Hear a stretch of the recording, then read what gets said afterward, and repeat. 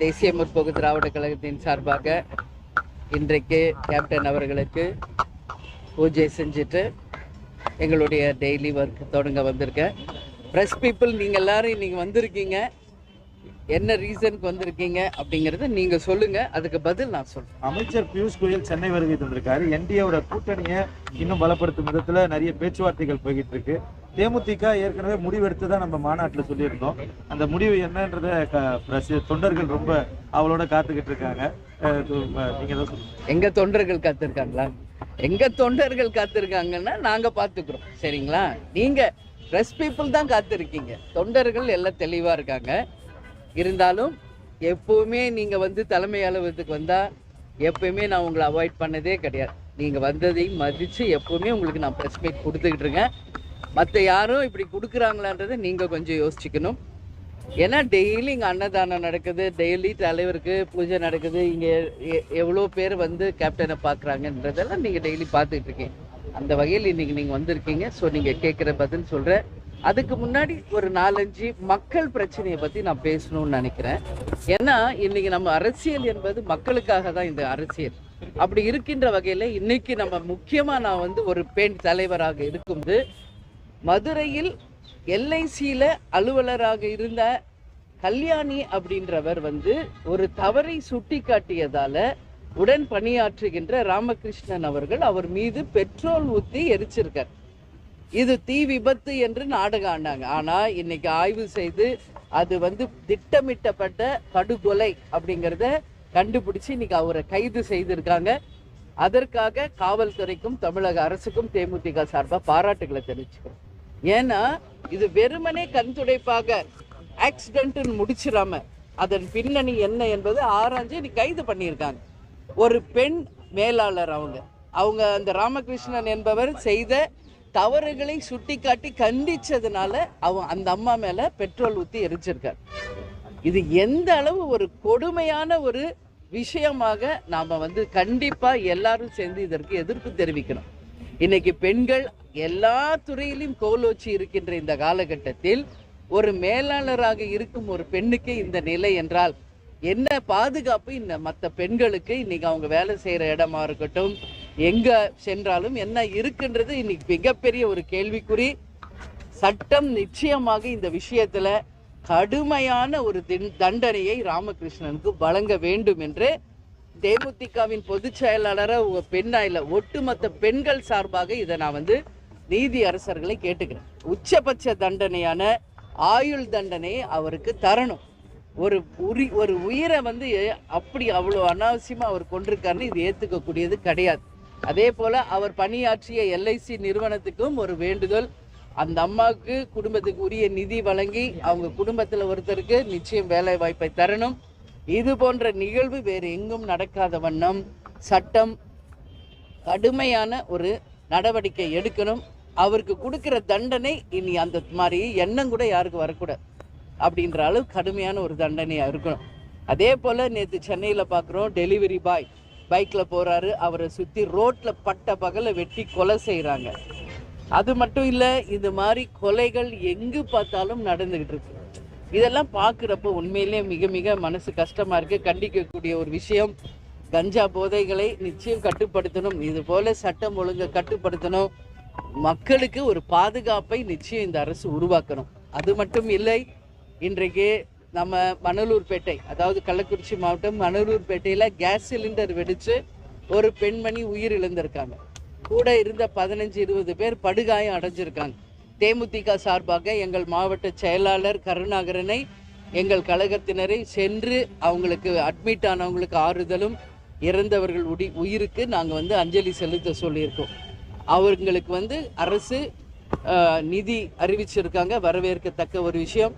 ஆனால் இது போன்ற ஒரு பொது இடத்தில் இந்த மாதிரி நிகழ்வுகள் நடக்காத வண்ணம் முன்கூட்டியே காவல்துறை பாதுகாப்பு தரணும்னு சொல்லி நான் கேட்டுக்கிறேன். ஏன்னா இது போல சிலிண்டர் வெடிக்கிறது, கேஸ் பலூன் வெடிக்கிறது, பட்டாசு தொழிற்சாலையில் விருதுநகரில் இது மாதிரி பல விபத்துகள் எங்கு பார்த்தாலும் நடக்கு. இதில் அப்பாவி உயிர்கள் பலியாறாங்க. நிச்சயம் இது எல்லாமே தடுக்கப்பட வேண்டும் என்பதை மக்களுடைய கோரிக்கையாக தேமுதிக சார்பாக நான் வைக்கிறேன். இப்போ நீங்கள் கேட்ட கேள்விக்கு பல முறை உங்கள் எல்லாருக்குமே நான் பதில் சொல்லிட்டேன். எங்களை விட நீங்களாம் ரொம்ப ஆர்வமாக இருக்கீங்க நாங்கள் யாரோட கூட்டணி அமைக்க போகிறோம் அப்படின்றதுல. அந்த வகையில் பத்திரிகை நண்பர்களாகிய உங்களை நான் அழைத்து உரிய நேரத்தில் அதிகாரப்பூர்வமாக அறிவிப்பேன்.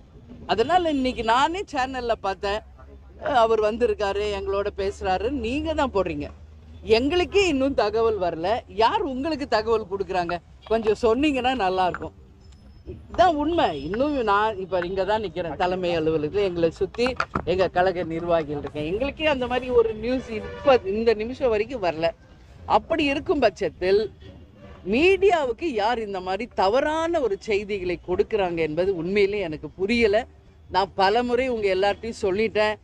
அப்படி ஏதாவது டவுட் இருந்தால் எங்ககிட்ட கேளுங்க, நான் விளக்கம் சொல்கிறேன்னு. பட் நீங்கள் உங்கள் செய்தியை போடுற மாதிரி தான் இருக்கீங்க. நீங்கள் போட்ட செய்தியில் 1% கூட உண்மை இல்லை.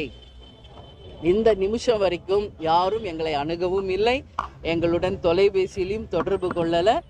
ஏன்னா அவர் எதற்கு இங்கே வந்திருக்காரு என்பது கூட எங்களுக்கு தெரியாது. இதுதான் உண்மை. எனவே உண்மை நிலையை நீங்கள் போடணும்னு சொல்லி நான் கேட்டுக்கிறேன். ஏன்னா இதை பார்க்குறவங்க எல்லாம் கன்ஃபியூஸ் ஆகிறாங்க. அவங்க நான் தெளிவாக சொல்கிறேன், நான் கூப்பிட்டு உங்களை அதிகாரப்பூர்வமாக அறிவிக்கிறேன் நான் சொல்கிறேன்.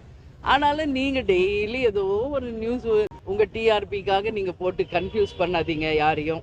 அப்படி ஒரு டிசிஷன் நாங்கள் எடுத்தால் நான் ஃபஸ்ட்டு கூப்பிட போகிறது உங்களை தான். இப்போவும் சொல்கிறேன். அதனால் தவறான செய்திகளை போட வேண்டாம் என்று நான் கேட்டுக்கொள்கிறேன். என்டிஏ சம்பந்தமா யாரும் நம்ம கூட்டணி கூட போகிறோமா? யார் கூட கூட்டணின்ற முடிவு எடுத்துருக்கோம்? இல்லை, அதுதான் இன்னும் நாங்கள் டிசிஷன் எடுக்கல. நீங்கள் கேட்குறீங்க என்டிஏன்னு. அவர் வந்திருக்காரு, 23ஆம் தேதி பிரதமர் வருகிறார் என்பதை தொலைக்காட்சியில தான் நான் பார்த்தேன்.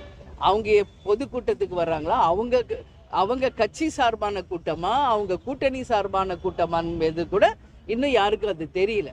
அதனால உங்களை மாதிரி தான் நானும் எதுவும் தெரியாது. எங்களை பொறுத்த வரைக்கும் தேமுதிகவை சார்ந்த பொறுத்த வரைக்கும் நான் ஏற்கனவே சொன்னது போல தான், மாநாட்டிலையும் ப்ரெஸ் மீட்லையும் நான் சொன்னது போல, எங்கள் மாவட்ட செயலாளர்கள் கழகத்தினுடைய நிர்வாகிகளை கலந்தாலோசித்து ஒரு தெளிவான ஒரு முடிவை பத்திரிகை நண்பர்களாக உங்களை அழைச்சு நான் அறிவிப்பேன். அதுக்கு முன்னாடி 24ஆம் தேதியிலிருந்து பிப்ரவரி 2ஆம் தேதி வரைக்கும் 4ஆம் கட்ட பயணத்திற்கு நாங்கள் கிளம்புறோம். அதுவும் ஏற்கனவே திட்டமிட்டபடி அந்த பயணமும் நாங்கள் செய்ய இருக்கிறோம். அதாவது உள்ளம் தேடி இல்லம் நாடி மற்றும் மக்களை தேடி மக்கள் தலைவர் 4ஆம் கட்ட பயணம் நாங்கள் தொடர இருக்கிறோம் என்பதையும் தெரிவிச்சுக்கிறேன். அதனால் யாருடனாவது கூட்டணி முடிவானால் உறுதியாக உங்களை அழைச்சு நாங்கள் சொல்கிறோம் என்பதை தெரிவிச்சுக்கிறேன். அதே மாதிரி பாலிமர் சேனல், நீங்கள் தான் அன்றைக்கி வந்தீங்க. உங்ககிட்ட நான் ஒன்று கேட்டுக்கிறேன். உங்களுக்கு எல்லாமே இங்கே என்ன நடக்குதுன்னு தெரியும். அவர் பேர் வைக்கணுன்னாரு. நான் உள்ள ஆஃபீஸ்க்குள்ளே வாங்க பேர் வைக்கிறேன்னு தான் சொன்னேன். இவ்வளோதான் அன்றைக்கி நடந்தது. அதுக்குள்ளே நீங்கள் ஏதோ அவரை பிடிச்சி தள்ளின மாதிரியோ ஏதோ இந்த மாதிரி தயவு செஞ்சு தப்பானதை நீங்கள் முன்னோட்டு பண்ணக்கூடாது. இவ்வளோ பேர் நிற்கிறாங்க, டெய்லி இவ்வளோ பேர் சாப்பிட்றாங்களே, ஏதாவது ஒரு பாசிட்டிவ் நியூஸோ ஒரு ப்ளஸ் நியூஸோ ஏதாவது போடுறீங்களா? அப்புறம் அந்த குழந்தைக்கு நான் தான் பேர் வச்சேன். அவங்களுக்கு வேண்டிய மரியாதை செலுத்தி தான் நான் அனுப்புகிறேன். ஏன்னா 12:30 நான் சொல்கிறேன், டைம் ஆயிடுச்சு, சாப்பாடு போட்டு நான் ஆஃபீஸ்க்குள்ளே வரேன், நான் பேர் வைக்கிறேன்னு தான் சொல்கிறேன். அதுக்குள்ளே நீங்கள் ஒரு தவறான செய்தியை இனிமேல் போட வேண்டாம் என்பதை எல்லா பிரச்சனையும் வச்சுக்கிட்டு உங்ககிட்ட சொல்கிறேன். ஏன்னா இங்கே நடக்கிறது அத்தனையும் நல்ல விஷயங்கள் தான் நடந்துகிட்டு இருக்கு. அதையெல்லாம் நீங்கள் எதுவும் காமிக்க மாட்டேங்கிறீங்க. இல்லாத ஒரு விஷயத்தை பூதாகரமாக்கி மக்கள் மத்தியில் உங்கள் டிஆர்பி ஏற்றணுன்றதுக்காக தேமுதிகவை தயவு செஞ்சு பயன்படுத்தாதீங்க. அப்படி ஏதாவது டவுட் இருந்தால் என்கிட்ட டைரெக்டாக கேளுங்க. நான் உங்களை டெய்லி கூப்பிட்டு பேசுகிறேன். உங்கள் டவுட்ஸ் எது இருந்தாலும் கேளுங்க, நான் சொல்கிறேன். அதுக்கு பதில் தப்பு செய்தியை தயவு செஞ்சு போட வேண்டாம்.